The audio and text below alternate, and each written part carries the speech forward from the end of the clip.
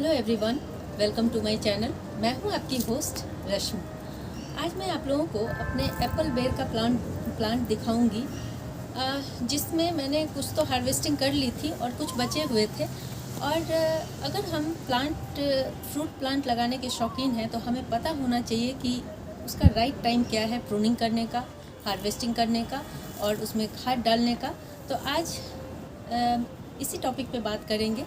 तो चलिए चलते हैं हमारी वीडियो में। किसी भी फ्रूट प्लांट के लिए उसके प्रूनिंग का टाइम सही होना बहुत ज़रूरी है। आज मैं अपने एप्पल बेर की प्रूनिंग करने जा रही थी इस प्लांट की, तो मैंने सोचा कि आप लोगों के साथ शेयर करूं। और जैसा कि आप लोगों ने मेरी पहली वीडियो अगर आप लोगों ने देखी होगी, तो ये जो बड़ा सा ह्यूज प्लांट आपको दिख रहा है, ये ग्रो बैग में लगा हुआ है। और इसमें से मैंने इतनी ज़्यादा मेरी हार्वेस्टिंग हुई थी एप्पल बेर की, बहुत सारे फ्रूट लगे हुए थे इसमें। और अब इसका टाइम आ गया है कि मैं इसकी हार्ड प्रूनिंग कर दूँ। वो कैसे करूँगी वो आप लोगों को दिखाऊँगी। और यहाँ पे आप एप्पल बेर का एक दूसरा प्लांट देख रहे होंगे, जो बहुत बड़े कंटेनर में नहीं लगा हुआ है, लेकिन फिर भी इसमें बहुत अच्छी फ्रूटिंग हुई। आज मैं इन सारे फ्रूट्स को निकाल लूँगी, इसकी भी मैं प्रूनिंग करूँगी ताकि मेरा ये प्लांट नेक्स्ट फ्रूटिंग के लिए तैयार हो सके। तो आज मैं अपने इस एप्पल बेर की हार्वेस्टिंग कर लूँगी। हार्वेस्टिंग के तुरंत बाद आप किसी भी फलदार पौधे की प्रूनिंग कर सकते हैं। क्योंकि इनका टाइम प्रून करने का अलग अलग होता है, इसलिए हमें ये देखना पड़ेगा कि अभी कुछ प्लांट हैं, जैसे लेमन का प्लांट है, इस तरह के प्लांट में अभी फ्लावरिंग का टाइम है, तो इस समय हमें उनकी प्रूनिंग नहीं करनी चाहिए।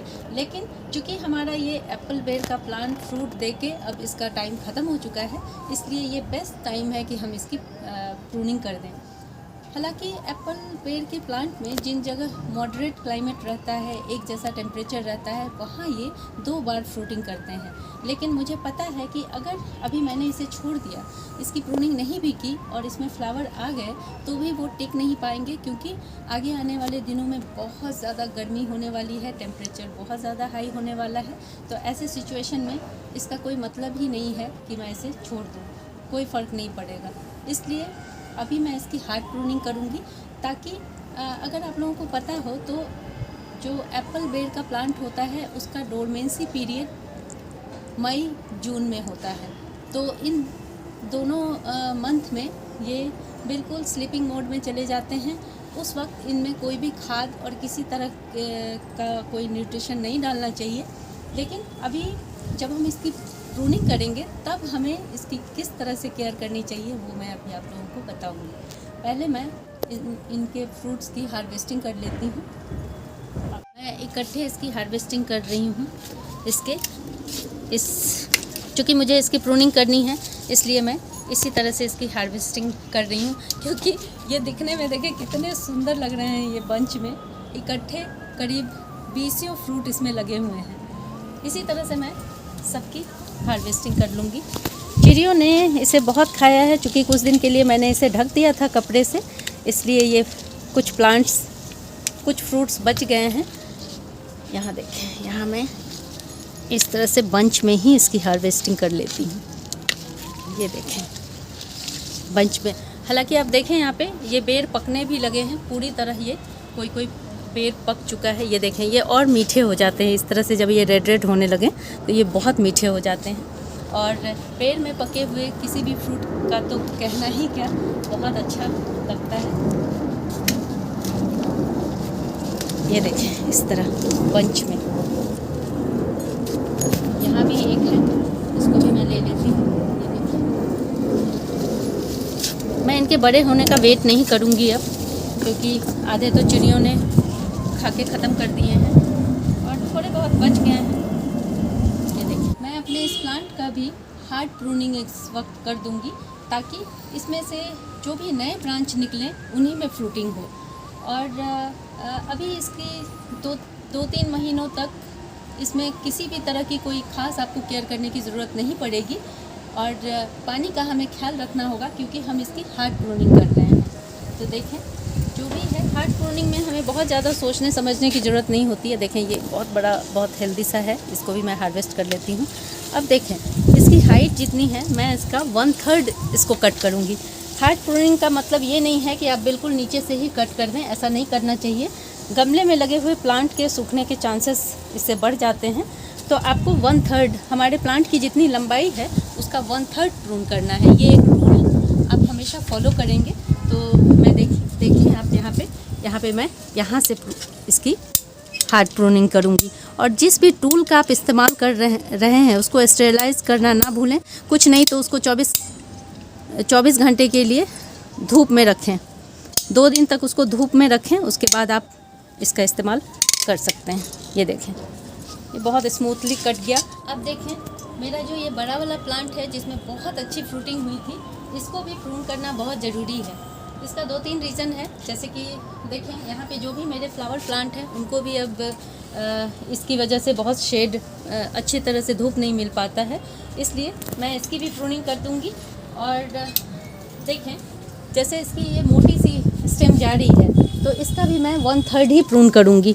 ये देखें यहाँ पे काफ़ी मोटा ये थिक सा स्टेम है और यहाँ पे मैं इसको कट कर दूँगी। ये देखें,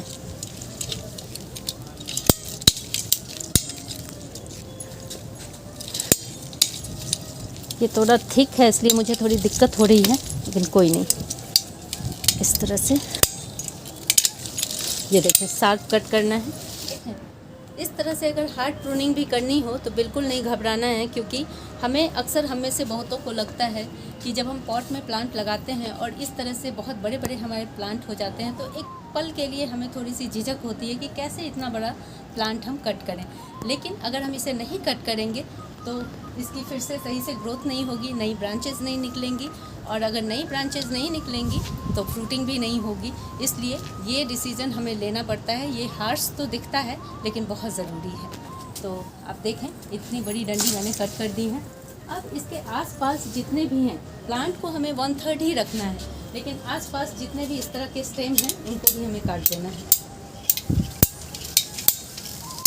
बिल्कुल शार्प कट करना है, ये ज़रूर ध्यान रखें, क्योंकि अगर इसकी ब्रांचेस थोड़ी सी एकदम सही से नहीं कटेंगी तो यहाँ से डाई बैक होने की प्रॉब्लम शुरू हो जाएगी और प्लांट आपका फिर हेल्दी नहीं रह पाएगा। उसी प्लांट की एक ब्रांच इधर जा रही है, क्योंकि ये बहुत इधर उधर फैलती हैं, बहुत बुरी तरह से फैलती हैं, इसलिए इसकी एक ब्रांच यहाँ आई हुई है। लेकिन आप यहाँ पे देख सकते हैं कि मैंने सीड से एक एप्पल बेर का प्लांट उगाया था जिसकी मैंने ग्राफ्टिंग की है। अगर ये सक्सेसफुल हो गया तो आपको मैं इसके प्रोसीजर भी बताऊँगी और सारा कुछ क्लिपिंग्स भी मैंने रखी हुई हैं। इसलिए मैं इस टहनी को इसके ऊपर से ग्राफ्टिंग पोर्शन के थोड़े ऊपर से कट लगाऊंगी। यहाँ से देखें, क्योंकि ये करना बहुत ज़रूरी है इस वक्त। देखिए, ये देखिए मैंने इसे कट कर दिया है, ये बिल्कुल अलग हो गया। अब इसे बाद में हटाऊंगी और एक इधर ये ब्रांच जा रहा है, इसको भी कट कर दूंगी मैं। ये देखिए,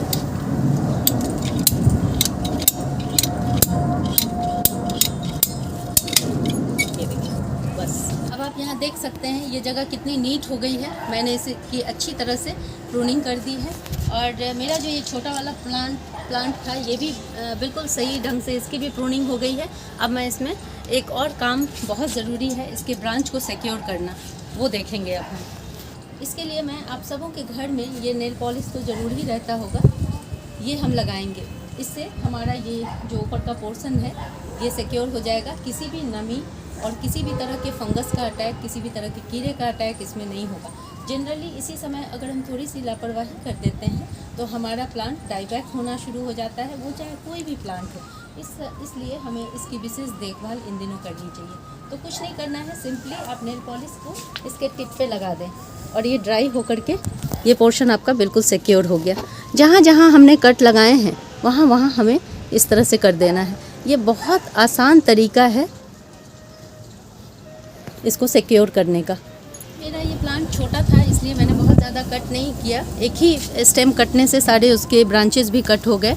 तो बस 2 जगह इसमें मैंने कट मारा है, इसको भी हम सिक्योर कर देंगे कुछ इस तरह से। ये देखें, और ये बाकी छोटे प्लांट में ज़्यादा प्रूनिंग की ज़रूरत नहीं पड़ती है।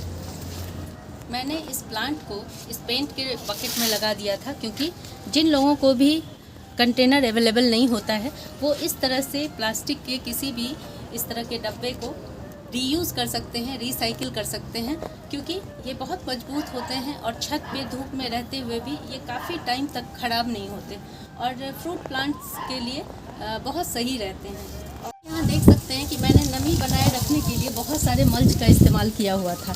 इस वक्त मैं इन सारे मल्च को निकाल के और इसमें थोड़ी सी गोबर की खाद ऐड करूँगी, क्योंकि हमने अभी अभी इसकी प्रूनिंग की है और इसमें अभी हमें फ्रूटिंग नहीं लेना है, इसलिए गोबर की खाद डालना सही है। और इससे जो भी न्यूट्रिएंट्स इसको मिलने होंगे वो मिल जाएंगे। जब हमारा प्लांट फ्लावरिंग पे होता है या फ्रूटिंग पे होता है तब हमें उसमें बहुत ज़्यादा न्यूट्रिशन की ज़रूरत होती है। तो आप देखिए, बस यहाँ हल्की हल्की गुड़ाई करके हमें थोड़ी सी गोबर की खाद डाल देनी है। और यहाँ देखिए मेरी मिट्टी अभी मॉइस्चर है, बहुत ज़्यादा है इसमें, इसलिए मैं इसमें पानी नहीं डालूँगी। आप लोग इसमें कंपोस्ट डालने के बाद इसमें पानी ज़रूर डालेंगे अगर आपकी मिट्टी सूखी हुई हो। बस 2 मुट्ठी मैंने इस प्लांट के अकॉर्डिंग डाला है, क्योंकि प्लांट में अभी कोई भी ग्रोथ नहीं है, कुछ भी नहीं है, इसलिए बहुत ज़्यादा खाद ना डालें। उससे क्या होगा, अगर आप बहुत ज़्यादा खाद डालते हैं तो भी इसमें दिक्कत आ सकती है, इसलिए खाद का उपयोग सही मात्रा में करें। 2 मुट्ठी सफिशिएंट है, इसमें मैंने डाल दिया है और बस पानी डाल दें। और जैसे कि मैंने इस प्लांट में 2 मुट्ठी खाद डाला है, मान लें आपका प्लांट बड़ा हो, जैसे कि मैंने आपको अपना दूसरा प्लांट दिखाया था जो काफ़ी लार्ज साइज़ का था, तो उसमें मैं 250 ग्राम के करीब 4-5 मुट्ठी के करीब ये डाल दूँगी। बस इतना सफिशिएंट है। अगर आप ये केयर इस वक्त कर लेते हैं तो आप फिर देखेंगे कि सितंबर में आपका प्लांट बहुत अच्छे से ग्रो करेगा और बहुत बेहतरीन फ्रूटिंग भी करेगा। अगर आप लोगों को मेरी ये वीडियो पसंद आती है तो प्लीज़ इसे लाइक, शेयर एंड सब्सक्राइब करना ना भूलें। बेल बटन को जरूर दबाएं। Leave nature, love nature. Thank you.